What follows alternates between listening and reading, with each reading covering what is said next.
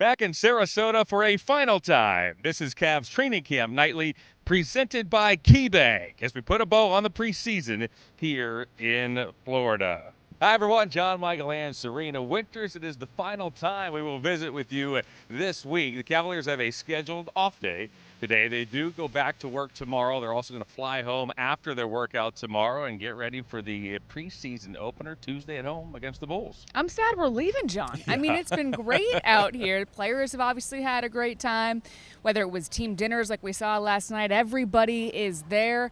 It's been just a blessing to be out here in Sarasota. Yeah, it's been great here down here on the campus of IMG Academy. We're actually going to take you inside and visit with Jalen Tyson in our next segment. I think the players enjoyed it. It felt like a good mix. I mean, there's not a lot of X's and O's here this first week. Felt like a good mix. Conditioning, they also got outside as well and were able to enjoy the weather, but a great week overall yet again down here in Florida. Yeah, I think, John, that one of the takeaways from camp, if we want to talk a little bit of X's and O's, would just be the pace of play, no right? question. That's something that we certainly saw, whether it was, if you want to call it gamified scrimmages, right, where we heard Dean talking to us yesterday about the point system they had for scrimmages, but everything just seemed a little bit faster. When we talked to Kenny this week, he said he's at the philosophy of if you're really good at something, why not do more of it? And we saw the Cavs excel in their transition offense last season. So with that in mind, why not keep that up, right? And they got Lonzo Ball, who is incredibly quick, to see how he can keep that pace up and down. And also just with steals and how that can increase the pace of play on the defensive end. I think that we're going to see a difference in that this season. Getting into the scoring zone, I think, is a phrase we're going to hear a lot early and often as the season unfolds. If you've been with us this week, you may have noticed that Kenny has been wearing some interesting gear inside at the practices at IMG, and there's a reason why. I got to ask you, one thing I noticed. You've got Tyson on the back of Yeah. your shirt. They're looking good. These Yeah, You had yeah, Travers on the back of your shirt yesterday. Hey, What's going listen, Serena. It's like if I'm gonna wear a shirt with your name on the back, that means I believe in you. Like, right? Yeah. Like, you're not gonna wear somebody's shirt with their name if you don't believe in them, right? No one does that. So I thought I want these guys to know, like, I want to go around town. I want to go around, walk around Cleveland with your name on my back because I believe in you. So what's tomorrow? Your J. Michael shirt? No, or the Yeah. S. Winter shirt? Yeah, so Or we which could- one we comes could- tomorrow? I mean, we could keep going I want to with be a little this, hurt right? if you're not out there in a Michael shirt. Yeah, So but especially our young guys, right? Because they're like, man, does the coach really believe? Man, I'm gonna, wear a, jersey with your name on it. I will say I stole the idea from, nothing's, very little's original from but I stole it from another professional coach in another sport, and pretty famous guy. But maybe if he lets me, I'll reveal it. So it was Travers, Tyson, and Strus who were honored by their head coach. This really is Kenny Atkinson stuff, isn't it? When you think about what Kenny wanted to do last summer and has been able to do even more this summer, establishing relationships, why? To let these guys know that he has their back. You can tell how much it matters to him. Yeah. I remember just asking him about conversations he had with players in the offseason and what stood out. And he goes, it's not about any particular comment in that conversation. It's not about the detail of the conversation. It's about the conversations themselves, right? He's so interested in making sure that he builds that relationship with each of the players. And that's something that we saw out here in camp too. And that's just one of those ways that he continues those relationships, finding new ways to do that, so to speak. I know when we walked into camp and saw the first one, with Travers in the back, we said, why is he wearing Travers? The next day we saw Tyson. Why is he wearing Tyson? So it's just a way for him to show how much he believes in this group. Yeah, you talked about the relationships. His relationship with Tyson is one that continues to grow. And as mentioned, we're going to catch up with Jalen next. But you want to talk about a golden opportunity for a young player. Appeared in 47 games last season. He said it himself. He had hoped to play more last year. He has a great chance to do so and fit into that rotation. 2 Cavaliers starters injured to open the season. So, hey, the opportunity is there for the young man. And Kenny Atkinson said that he feels like his gut tells him that Jalen Tyson is going to be a real contributor on this team this year. And it's interesting talking to Jalen because he's a guy that after games last year, I noticed he's hard on himself, right? If he feels like he didn't play a good game, he is hard on himself. But the coaching staff, his family, he's got such a great support system around saying, listen, you're a rookie. you're going to learn, and you're only going to get better this next year. You can tell he came into this season having worked on himself this summer, as we talked to him about, and it'll be great to see how that actually translates into on-court success. No question. Rotation spots open. They are there for the taking. Jalen Tyson is in the mix, and he's next right here on Cavs Training Camp Nightly. Cavs Training Camp Nightly is presented by KeyBank. For every financial need, KeyBank will meet you in the moment. KeyBank opens doors. We are joined by an exciting youngster in Jalen Tyson. Jalen, season number 2, your second Camp Atkinson. What's different between years 1 and 2 for you? I know what's going on. It's a lot. It's a lot different. I'm more confident in my abilities. Obviously, being around these guys for a full year, most of the team is back, so understanding who they are and understanding spots on the court and principles on the court, so I'm definitely more confident for sure. I'm guessing a lot of that confidence comes from all of your off-season work. I mean, and it shows. Out there on the floor, we've seen it now for 4 days. Can you take us through, A, what they told you as you were going into the summer, and B, how you went about doing that and to produce what we've seen out here, and these 4 days has been great. They told me at the end of the season that everything I did this season was great, right? Obviously, I didn't get the opportunity that I wanted, but every day I had the attitude and the work ethic. So they said eventually your opportunity's gonna come. And but after summer league, we had another conversation. It's like, yo, like you gonna have a huge opportunity. Like we're gonna need you this year. So when I heard that, I started to ramp it up a little bit more. But no, I was super excited to hear that, and now we're here. Yeah. What did the training regimen look like? I mean, not only just, in terms of what you did in the weight room, but also in terms of nutrition and everything else that went with it. The biggest thing was getting in the best shape, so the nutrition was a huge part. That was really the biggest part. How can I bring energy on a consistent basis and for a longer periods of time? So that was the main focus, and obviously the catch and shoot. I feel like my catch and shoot, I don't think I missed the catch and shoot live plays. Maybe, don't quote me on that, but I don't think I missed one yet. Knock on wood. But what was the most difficult part about the nutrition aspect? Something you had to take away? The Nutty Buddies. I like Nutty Buddies. Did you just say Nutty Buddies? That's the first time we've asked that question for years. I've never heard that one before. Nutty Buddies. No. That was the hardest, huh? Yeah. It's just like the late night on the game. I'm not trying to order food. Like, just look up. Oh, there they are. I know you're looking forward to not being a rookie anymore, but it is my understanding, Jalen, that you are still a rookie until the first game. I can see from your face that is true. How do you feel about that? They make it very known that I'm still a rookie, right? In what way? I don't have to bring the donuts no more. That's a good thing. But if they need stuff, still got to do that. I don't got to turn the showers on no more because that's a good thing. But they just make it known. You're still a rookie. Don't get it twisted. So that also carries with it that you have to perform, right, on talent show nights and trivia nights and things like that, correct? Yeah. How's that been going? I thought I won, but everybody didn't vote for me on that one. So, I don't got next year because I'm not a rookie no more. But, hey, it was a good effort for my part. Yeah. What did you choose to sing for the talent show? Go ahead. We've heard a lot of different So answers for this. I chose "Love" by I'm blanking right now. Was it Fantasia? Was it in that? It's called "Love" by See, this makes sense, though, John, because as we've talked to his teammates, they seem to be talking about how he's kind of forgotten the song. He was screaming the song. They also couldn't really remember the song either. Right. So this all makes sense now. You know what I mean? Even Jalen didn't know the song. Yeah. Okay. Now it all adds up. I was practicing, even in the shower. I was practicing, and then the lights got too bright for me. You told me about a conversation you had over text with Donovan this summer. What can you share about that for the fan base? Why that meant so much to you? For somebody like that in the off season to reach out and first off check in on me, and then kind of like inform me that I will have a role on this team, and that you're going to be an important piece. That right there it meant the world to me, and I was on the way to the gym, actually, so I got a boost of energy when I got that. I was like, all right, well, I'm not doing all this work for nothing, at least.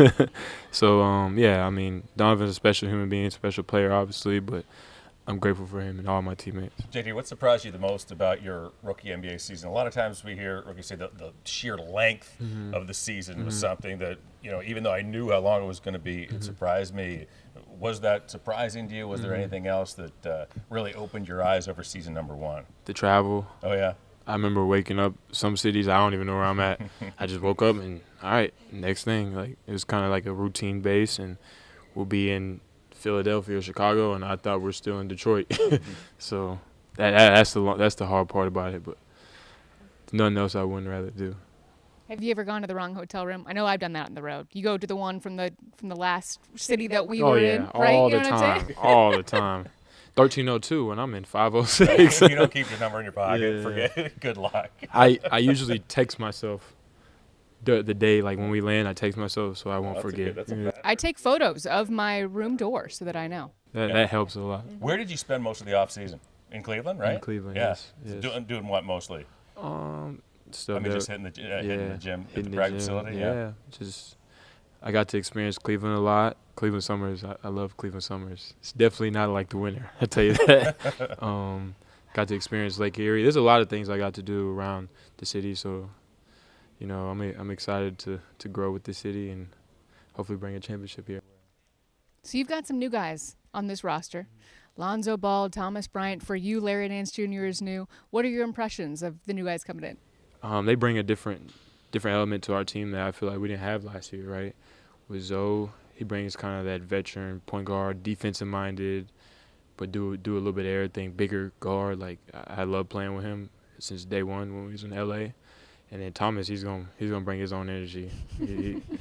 I ain't never seen nothing like it. Like, it's not how he talks, it's just like how he moves. Like, you know what I'm saying? Like, different energy. And then obviously you got the new rookie, Tyrese. He's been playing hella good basketball, and my job is to help him get through this and hopefully not get his car popcorn. So I'm just giving him tips along the way, and he's been doing everything he's supposed to do. What's something that, as a rookie, you wish that you knew that you might try to pass down to the young guys like a Tyrese? I wish I would have known that the NBA is a lot of ups and downs. You watch it with a lot of good dudes on our team last year. Like, they'll be in the rotation and they'll have a really good game, but then the next game they'll be out the rotation, right? So just understand that this NBA life it's not like college. You're gonna have ups, you're gonna have downs, no consistency, and just being able to deal with it and have a good support system around you. I feel like that's the best thing you could do for yourself. I know you do have a good support system, and I get to run into your mom or your dad. At every game, I see one of your family members there. Every game. How important is that to you? Because that's not something that everybody else has. It's a different level of confidence, knowing that they've been there from the jump, right? They've seen me grow. They know my game. They know what I'm gonna do. And obviously, when you have the bad games, you need somebody to be in your ear to help you get through those bad days, so you don't turn a bad day into another bad day, right? So I'm just blessed to have them around me, and hopefully they can come to every game for the rest of my career. Jalen, before we let you go, expectations for yourself and expectations for this team coming into this year. Expectations for myself, I would just say just find a consistent role on this team. Try to find a consistent role in the rotation, right? That's the biggest goal for me, and then be able to impact winning, so I can stay on the court, right? And goals for the team, obviously, like, everybody's gonna say championship, but I just feel like just taking it day by day and get over that hump that we didn't get over last year. Jalen, we always appreciate it. Thank Looking you so forward much. to a big Yes, season. sir. Thank you. All right, our thanks to Jalen Tyson. We'll be back with more right after this.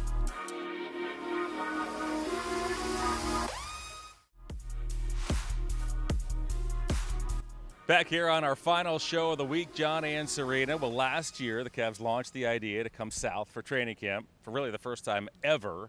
And they liked it so much they did it again. And IMG Academy, they were wonderful hosts once more. It was awesome. I mean, It that was. campus is just incredible. Getting to see the track. I mean, the guys set up the baseball field. obviously the basketball facilities were incredible. We had to literally take trams and golf carts to get around this facility. It was awesome. Tennis courts were nice too. So nice. Hard court. They had clay. They had grass. Yeah, that was behind us on our first day of camp. Yeah, we did our open out You're there. going to talk about a place that churns out players. And again, IMG Academy, you look at the NBA over the last couple of seasons, we've seen a handful of IMG alums making their way to the NBA. We talked to Brian Nash about that. He's the VP of Athletics, as we had a chance to catch up with him. Well, it is our pleasure to welcome Brian Nash. He's the VP of Athletics here at IMG to the show. So great to see you. And let me say, on behalf of our group, we really appreciate the hospitality. It's been awesome down here. Yeah, no, we're excited to have you 2 years in a row now. And, again, great partnership and looking forward to another great year for the Cavs. You mentioned the partnership. You have known part of the Cavs front office and the scouting department since way back when in your days in New York, right? Yeah, the Brooklyn days. So Right. playing against Anton Marchand, who's one of the scouts, and Kobe's a Brooklyn guy. So he's a little bit younger, so we didn't compete against each other. But no, it's great to see old friends. He played at your gym, right? Is that the connection? Anton used to play at our gym because we played in the same league. Right. So, and now Kobe, again, like I said, he was a little bit Sure, a younger. little younger, so yeah. Probably came through those places. Right. This worked out so well last year. I mean, in talking to the coaching staff and the players, everybody had such a great time here, and we saw how great of a start the Cavs got off to last year. So, hey, why not do it again, right? What makes this marriage, this partnership so great between the Cavs and IMG Academy out here? I think one of the things that our student athletes like about this place is it's kind of a one-stop shop where everything's here. So I think that's, I think part of the facilities here that we have where, everything's here. Weight rooms are here, courts are here, whatever they need. And then, you're in Florida in October, so it's not too bad. I think a testament to what you've done down here and what you've accomplished is, at least in the basketball area, how many IMG alums we now have seen in the NBA over the last few years. For those who aren't as familiar with what you do here, not just in basketball, but over a number of different sports, how does it work here at IMG? Yeah, I think there's no magic wand here. It's like you don't come here and all of a sudden you're going to be a pro athlete. There's a lot of hard work that goes in. And one of the things that we pride ourselves on here is the holistic development of the student athlete and the mental performance that we offer, the leadership, the nutrition, the sports science side. A lot of high school programs don't have that on a day-to-day basis. So if you're real serious about what you want to do, you can elevate yourself and prepare yourself for the next steps. Yeah, we'll have to tell you, to a man, everybody out here has been raving about this place. They did so last year. Obviously, we're back again. So thanks once again for everything. We're glad you're here, and hope we have another great start to the year again. Cavs Training Camp Nightly is presented by KeyBank. For every financial need, KeyBank will meet you in the moment. KeyBank opens doors. John Ansarina to close up shop. What a transition. Oh, thanks. Yeah, I really worked on it hard throughout the course of the day. Hey, the whole point of this show was about us catching up with and introducing our folks at home to some of the new guys. Mm-hmm. We met with Lonzo Ball. We talked to Thomas Bryant. We caught up with Larry Jr. again. And we haven't talked a lot about the returning veterans. But, boy, you want to talk about a group that's locked in. I think it starts with Evan Mobley and of course, Donovan Mitchell. But these guys look good early. You and the rest of his teammates, John, because when asking a lot of these guys, what has stood out, it's been Evan, both on the court and also with just his leadership. What did Kenny say the other day? He said something like, Evan right now, when you're a senior in college and you feel like you're the big man on campus, that's Evan this year. And for a guy with that type of demeanor, right, that's exactly what you want to hear from him. And also with the injuries that the Cavs have to start the year, right, Kenny has talked about wanting to put the ball in Evan's hands even more. And I think the beginning of this year is going to be a really good opportunity for that because in training camp, too, we've seen them do that quite a bit out here in Sarasota. Yeah, think about the resume that Evan's already put together at the age of 24. I mean, we're talking about Defensive Player of the Year. We're talking about second teamer last year, and the sky continues to be the limit for Evan Mobley. So these guys get it going here. I mean, we're going back home. Cavs fly out tomorrow, and then Tuesday is the preseason home opener against Chicago. Get your tickets, as always, at Cavs.com.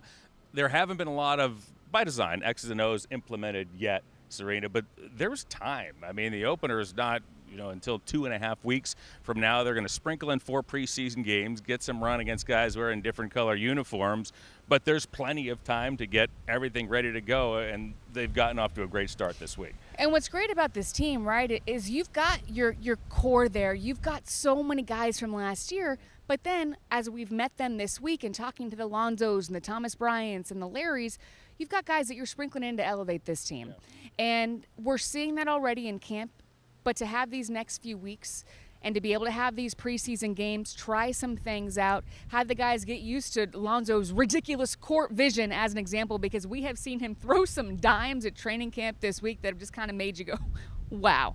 So I think this preseason is going to be fun to watch these games and to see all these guys gel. I think it's going to be fun, too, and you touched on it earlier in the show. Pushing the pace is a huge theme. Yeah. It's a huge priority this season, and we're going to see it unfold in just a couple of days. Absolutely. Kenny said, don't mess with a good thing. Right. And he's one of those guys where rather than focus on what the weaknesses are, he's of the coaching philosophy that you play into those strengths. You double down on those strengths. So making those tweaks to see that this year, Kenny's more comfortable, he said, to, he's past the stage of being the first-year head coach, right? He was told that the feedback after last season was, hey, coach us harder, right? The players want want Kenny to coach him harder. So that's the best thing that you would want as a head coach. Always great catching up with you this week. It's been fun. It has been really fun. Off we go, right? I mean, this weather we've got out here. Can't beat it. Can't beat it. It's a great time out here in Sarasota, and good to work with you again. That's what I mean. Great to be with you. Yeah. Great to visit with you at home. John and Serena coming home. Thanks so much for joining us on Cavs Training Camp Nightly, presented by KeyBank.